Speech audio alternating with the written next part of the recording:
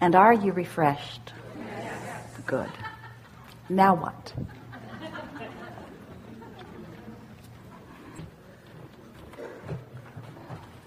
I knew that I would be picked at the break. Apparently we got your message. Yes, ma'am. I had a couple questions in mind. I read a book called The Four Agreements. It was very powerful and brought me a lot of awareness. And it outlines our belief system that we've created through being domesticated as children. And that this belief system is the fog between who we think we are and who we really are. And Can be. Or it could be the clarity that is known by the broader source within you. In other words, you have options of what you believe. A belief is just a thought you keep thinking, and so we cannot put beliefs in only the category of fog. They could be in the category of clarity also. Correct. So how can you give me some advice on finding the courage to deconstruct old belief systems that are limiting? And well, the nice thing about it is the deconstruction process is easier than it sounds, and it's not really about deconstructing as much as it is bridging, and it's not really as much about digging out those old beliefs and replacing them with new ones as it is just replacing them with new ones. Because while you're digging out the old belief, you're practicing it. Mm-hmm. And then the momentum of it continues to bring you more realization and more manifestation that makes you believe it all the more. So it really is about the basis of understanding that Esther argued with us about this in the beginning. She would say, Abraham, but it's true. And we would say there are a lot of things that are true that you don't want to live.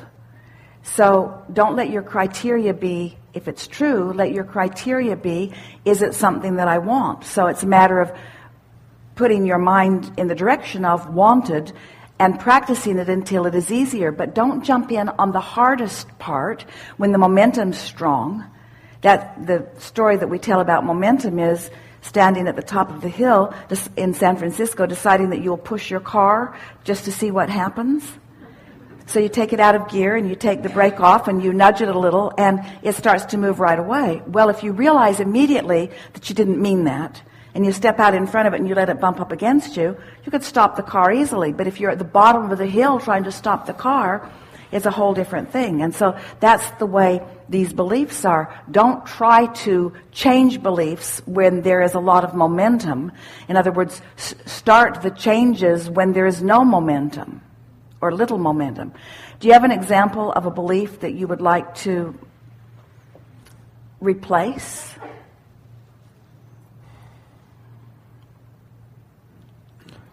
Let us just say something first. You can tell which beliefs you want to replace by the way you feel. In other words, if something constantly is making you feel bad, what that's saying is you've got something really active in your vibration that Source doesn't agree with. So it isn't that you want to change your mind, it's that you want to deactivate it. That's a really good word. You want to deactivate it. Well, how do you deactivate something? You can't really deactivate something because while you're looking at the thing you want to deactivate, you're activating it. You're adding momentum to it. So you deactivate one belief by activating another. And it's just a matter of which beliefs you're giving more airtime to. Mm-hmm. Every subject is really two subjects. On one end of the stick is the unwanted, or the absence of wanted, and on the other end of the stick is the wanted. And you can tell by the way you feel which end is most active within you. So, is there something specific that you want to focus on? No, I have another question. I had really bad back issues over the past couple of years, and I reached a point where I said, this is enough, I need to get healthy, and I meditated on it, and didn't meditate on the how, just on the visualizing myself as healthy and strong. Good. And before I knew it, I realized that I was there. And so how did you deconstruct that old belief? By believing that I couldn't get there. So by... Or So what you did was you just focused upon what you wanted, Right. activated what you wanted, and in activating what you wanted, you deactivated what you didn't want, and your body conformed to the dominant vibration within you. Correct. So you just answered your own question. Yeah. Do that. Yes.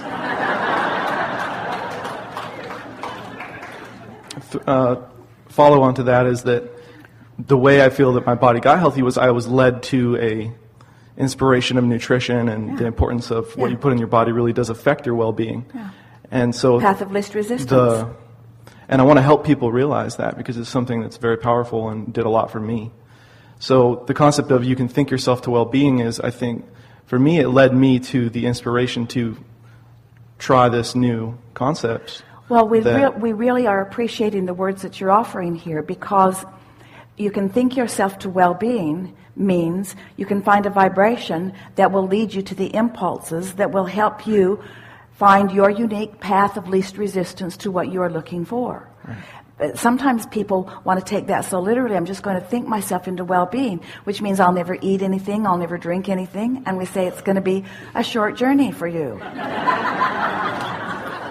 Of course, the inspiration to act is part of the process, yeah.